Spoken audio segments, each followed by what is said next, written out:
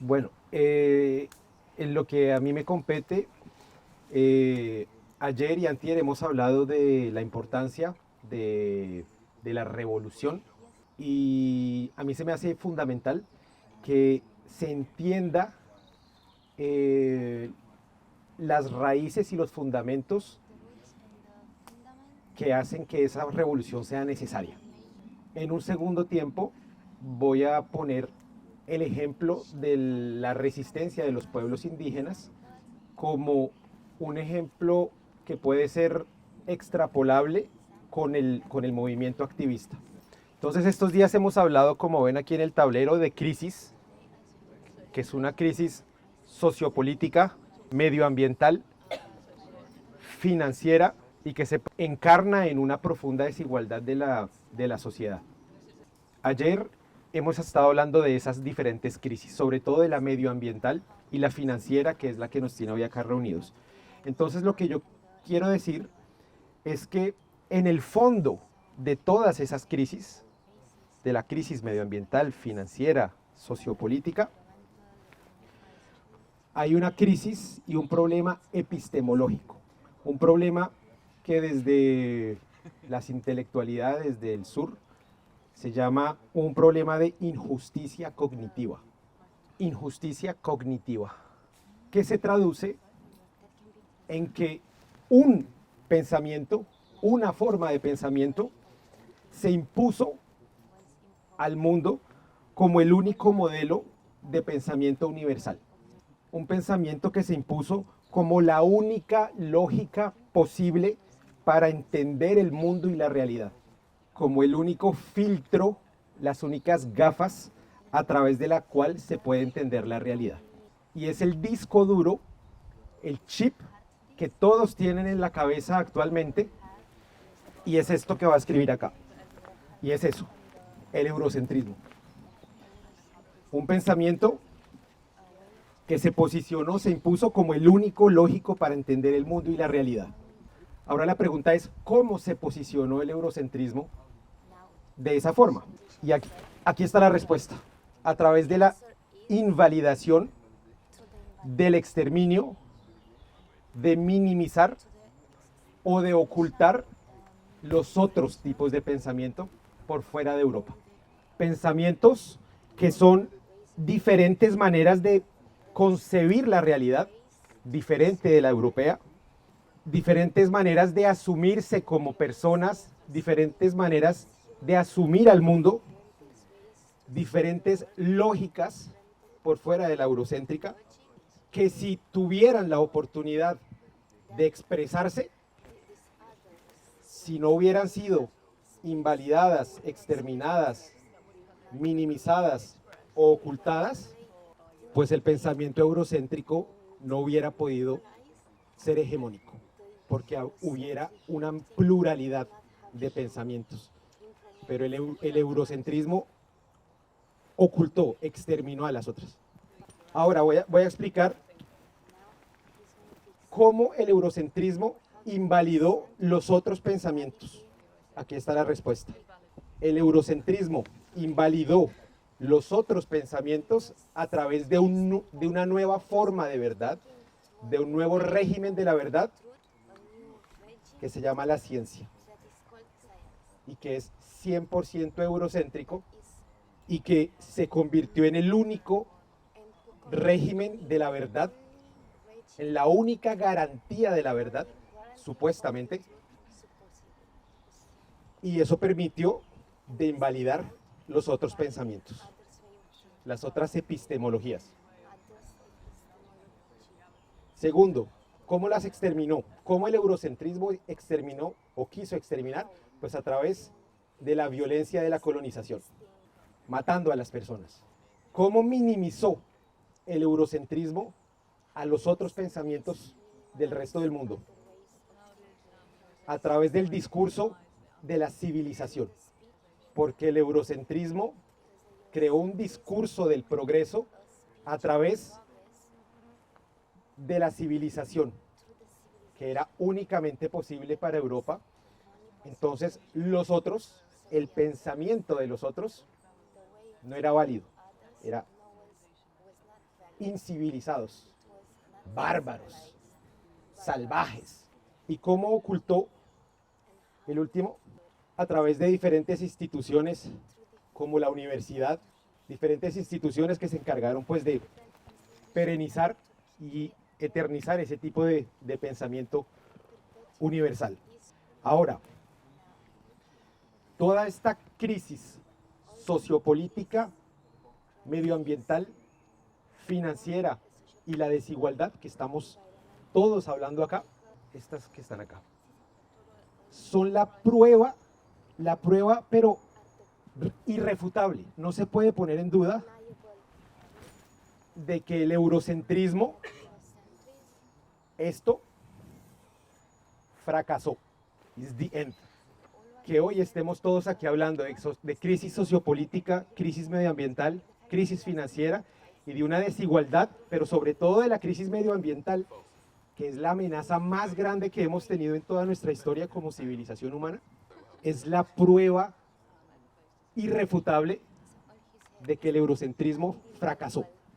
Y por eso la necesidad hoy, ya estamos acercándonos a nuestro tema, de abrirnos a esas otras miradas, a esas otras epistemologías, a esos otros pensamientos que el eurocentrismo quiso invalidar, exterminar, minimizar y ocultar. ¿Y para qué?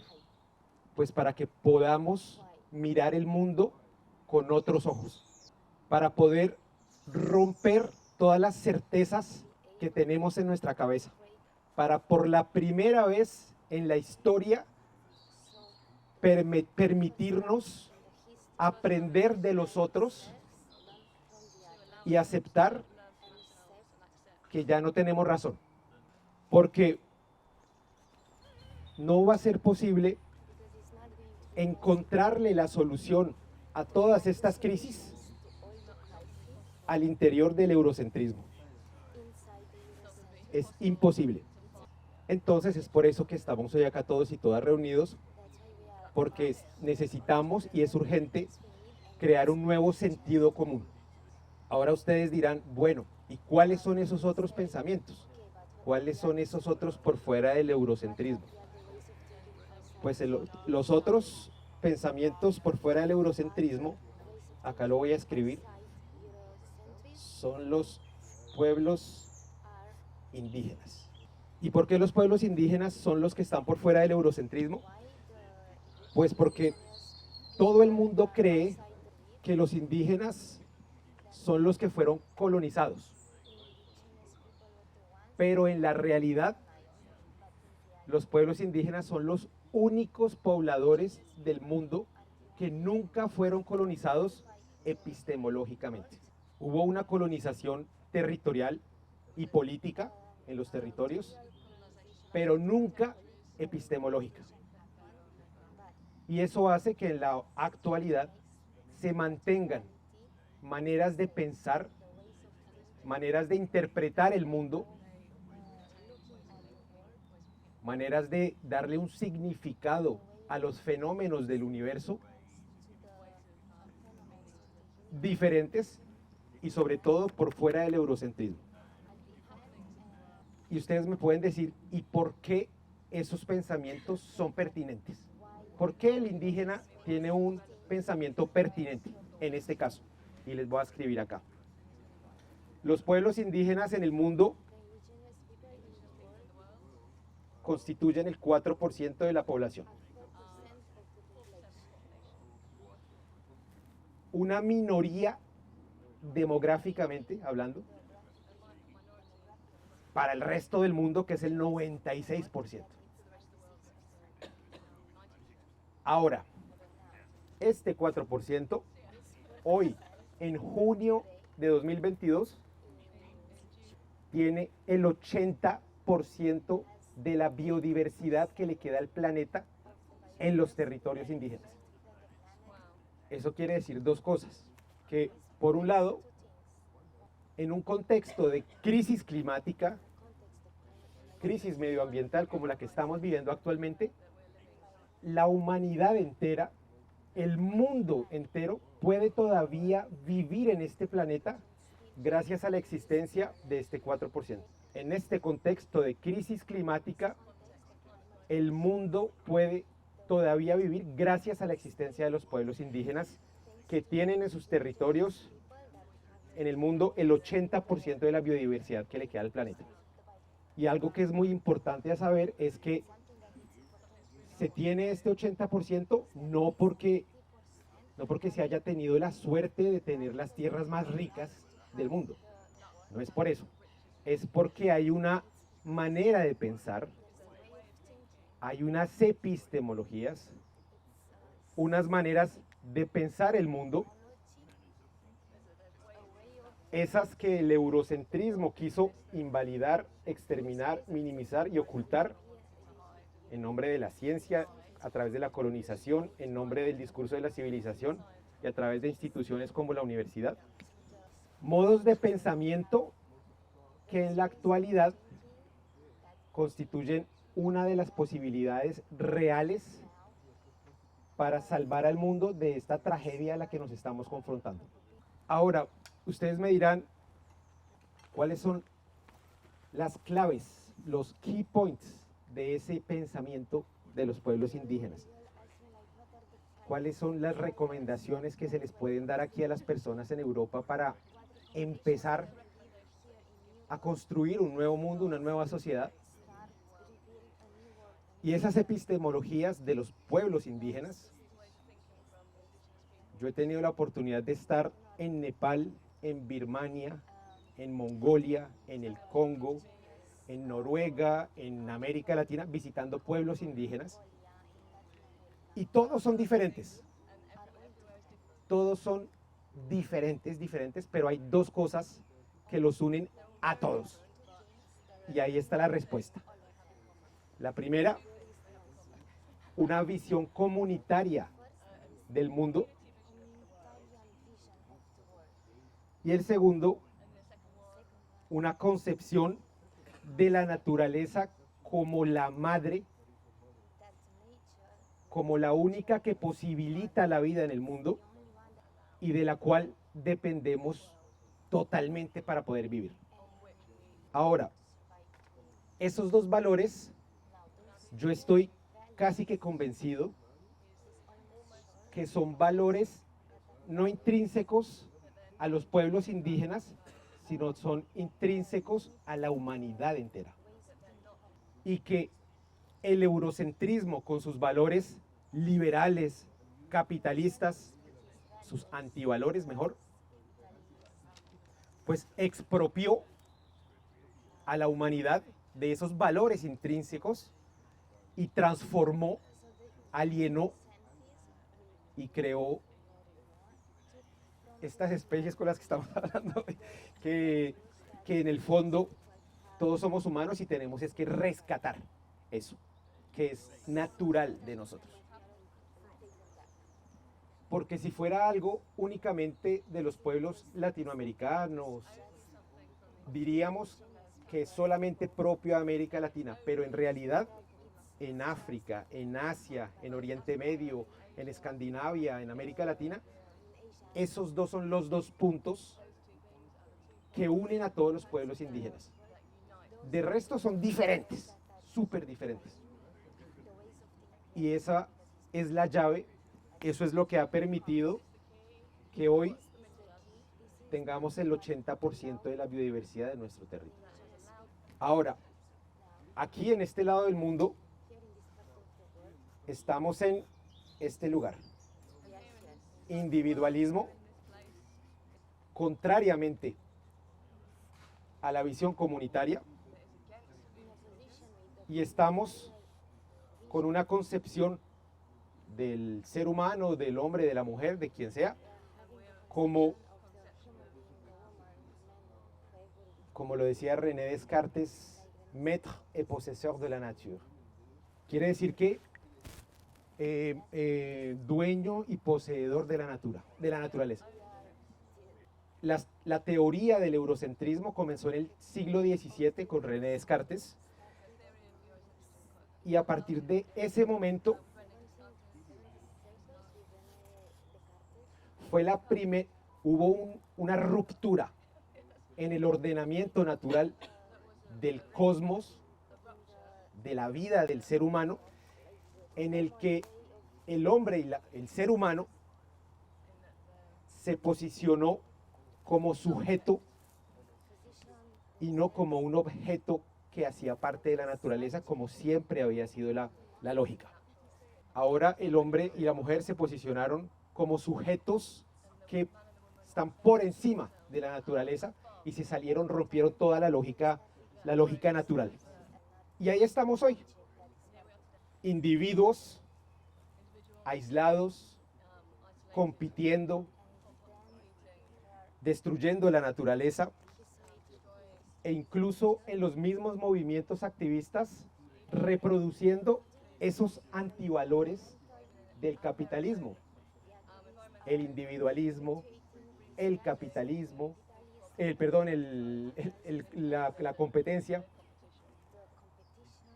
Yo he estado en diferentes partes de Europa y un ejemplo, Extinction Rebellion de Londres, me dice, no, es que Extinction Rebellion de Berkeley, no, porque, no, y los de York, no, porque, y entre países también, no, es que los de España.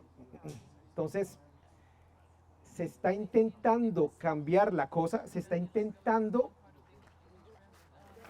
cambiar el paradigma al interior de los valores eurocéntricos. Y incluso en la revolución, para comenzar, lo más importante es empezar a liberarse de esos antivalores y volver a los más importantes de la humanidad, que es la visión comunitaria y una concepción fundamental de la naturaleza. Sin egos, sin competencia, con reciprocidad, con solidaridad, y en ese momento no van a haber más diferencias de marcas, que porque yo me llamo Extinction y entonces él se llama Fridays, entonces somos diferentes. No nos podemos unir. Esas estupideces que le convienen al sistema. Y ahí es como estamos hoy, incluso en el mundo activista europeo.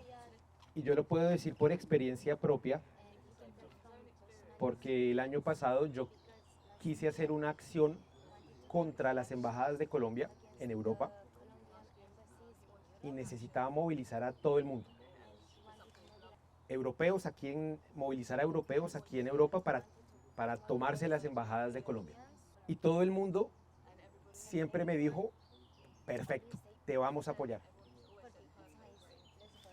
Pero al final, cuando unos supieron que otras marcas iban a estar, los de Extinction supieron que Fridays supo que Extinction, dijeron como que, no, finalmente, ahí fue cuando yo dije, están metidos, están alienados con la filosofía eurocéntrica todavía, individualista. Entonces toca liberarse de eso y empezar a apropiarse de estos dos key points, que es la visión comunitaria y una concepción real de respeto profundo por la naturaleza. Ahora voy a hablar de los pueblos indígenas de Colombia como ejemplo para lo que podría y lo que debería ser la resistencia en este lado del mundo. Como todos lo saben, Colombia y el Abya Yala, que es el continente suramericano, fue colonizado y los pueblos indígenas fueron sometidos por diferentes pueblos. El francés, español, inglés. Y en Colombia, como lo ven aquí en el mapa, este es el mapa de Colombia, hay pueblos indígenas por todas las regiones. Y en todas las regiones los pueblos indígenas estaban sometidos. En un momento, un indígena de uno de los pueblos empezó a recorrer el territorio y se dio cuenta que habían incluso otros pueblos indígenas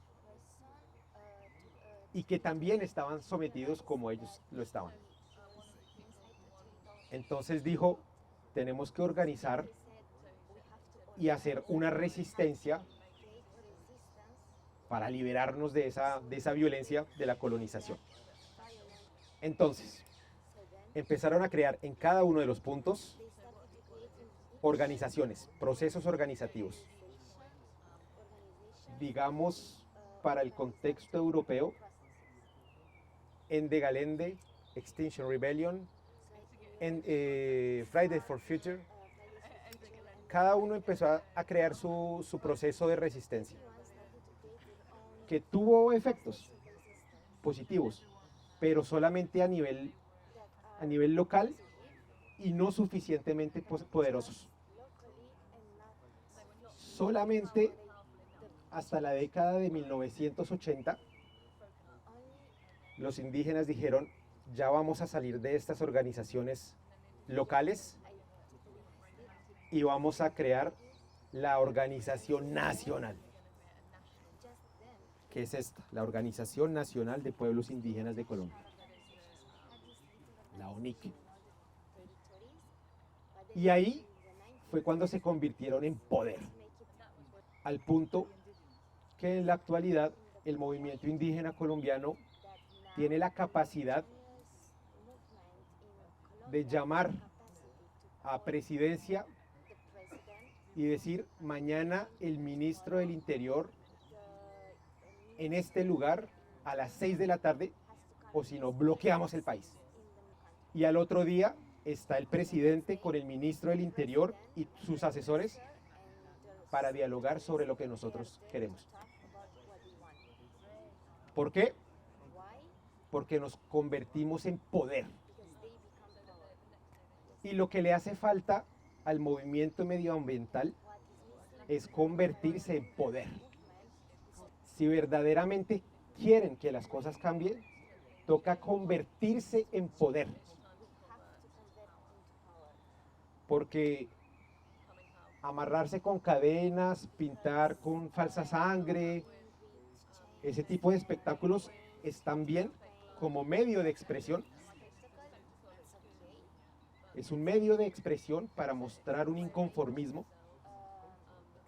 Está bien, pero no cambia absolutamente nada. No cambia absolutamente nada. Y sobre todo, ya se banalizó, ya se volvió natural, ya no es impactante. No sirve de nada. Sirve como medio de expresión. Políticamente no cambia nada. Entonces, el cambio va a venir en realidad cuando el movimiento activista, que no tiene marca, porque no va a haber un espíritu comunitario de verdad. Si yo le pongo una marca, le pongo un sello, es un club. Cuando el movimiento activista se una, que ya no esté aquí Endegalende, aquí no esté Extinction Rebellion, aquí no esté Friday for Future, en cada país y a nivel continental, en Europa, ahí es cuando se van a volver poder. Que pase algo y todos masivamente salgan y que los gobiernos se den cuenta que ya no son individuos, sino que se convirtieron en comunidades. Cuando los gobiernos se den cuenta que nos convertimos en lo que normalmente somos naturalmente, que somos comunidades y no individuos, van a temblar. Y ahí en realidad van a empezar a cambiar las cosas. Ahora, ya para terminar, bueno, más o menos para terminar, hemos hablado de la deuda financiera, ayer se habló muy bien de eso, la deuda climática, que todos lo saben también, que normalmente, supuestamente, el sur global le debe a Europa. Y es suficiente con ubicarnos en esta fecha, 1492, cuando Europa, este continente, que estaba hundido en lo que se llama el Middle Age, quemando mujeres, en guerras de religiones, atrasados en ciencia, en tecnología,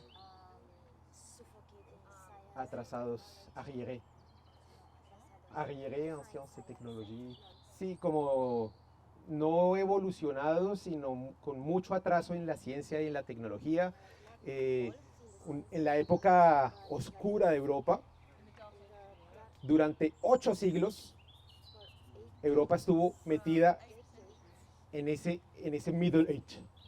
Mientras que el resto del mundo, por ejemplo, el mundo árabe, brillaba en ciencia, en tecnología, en astronomía, en filosofía,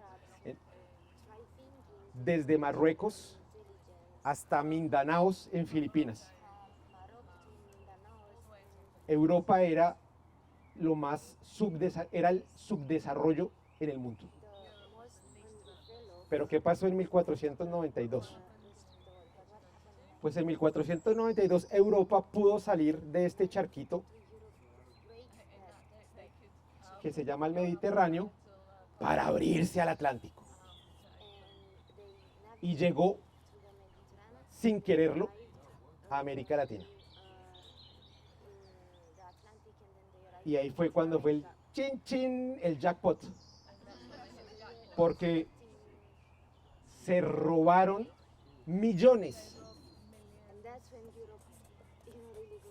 de toneladas de oro y de plata, esclavizaron a los indígenas, trajeron a millones de afrodescendientes esclavizados, y todo ese oro y toda esa plata robada fue la que hizo posible que Europa se convirtiera en Europa. O sea, Europa es el resultado de un genocidio y del robo histórico más grande jamás cometido. Entonces, hablar de deuda financiera, yo creo que tendríamos que mirar who owes who, quién debe quién. La reina que está de cumpleaños en estos días, toca preguntarle who owes who. Todo ese oro que tiene metido debajo de su castillo, ¿de dónde salió? Entonces, si hablamos de deuda financiera, lo estamos hablando actualmente sobre lo que el Banco Mundial, el Fondo Monetario Internacional le ha prestado a los países del sur global. Pero en realidad, esa riqueza de Europa es el producto de todo lo que nos robaron a nosotros 5 siglos antes. O sea, nos están prestando lo que nos robaron. Y además les debemos intereses. Entonces tenemos que pensar quién verdaderamente es el que tiene una deuda financiera, y en realidad es Europa la que la tiene con América Latina, con el Abya Yala. Primero. Segundo, el desarrollo posible en Europa, gracias al robo, pues creó el sistema en el que estamos ahorita, capitalista y liberal, que para poder funcionar necesita un mercado y destruir la naturaleza. Crear un modo de sociedad en el que todos están hundidos, un modo de sociedad occidental que hoy nos tiene viviendo la crisis climática más grave, la amenaza más grave que nunca hayamos vivido como civilización humana. Entonces, primero, deuda financiera es más bien desde aquí hacia allá. Deuda climática, de aquí para allá. Ya hay 2 deudas grandes. Y ahora la tercera es la que hablé en el anterior capítulo, que es la deuda cognitiva, que es la de reconocer la validez de esos otros pensamientos, aceptando que el eurocentrismo fracasó. Entonces, si estamos hablando de deudas, supuestamente que nosotros desde el sur global le debemos a Europa, Nosotros tenemos que recordar que más bien están súper endeudados ellos con el sur global y es por eso que tenemos que empezar a cambiar las cosas. Esa es toda mi exposición. Muchas gracias.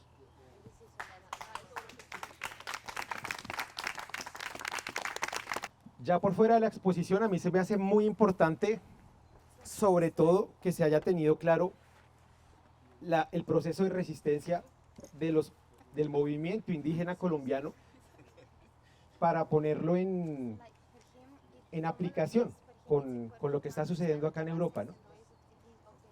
Que unos tienen una marca, otros tienen otra marca y hay una cantidad de egos, hay una cantidad de individualismos y están bailando la canción que el gobierno les está poniendo.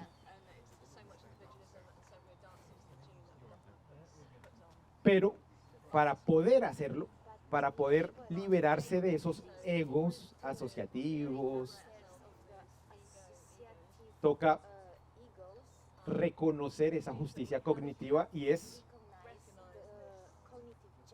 reconocer que el individualismo liberal fracasó y que el hombre y la mujer como dueño y poseedor de la naturaleza fracasó, porque hoy estamos viviendo un cambio tremendo. Y vamos a requerir estos dos puntos que son las claves para empezar verdaderamente a poder convertirnos en poder. Cuando los gobiernos sepan, termino con esto, que nos convertimos en comunidades y que ya no somos individuos, van a temblar. Y ahí es cuando en realidad puede empezar la revolución. Muchas gracias.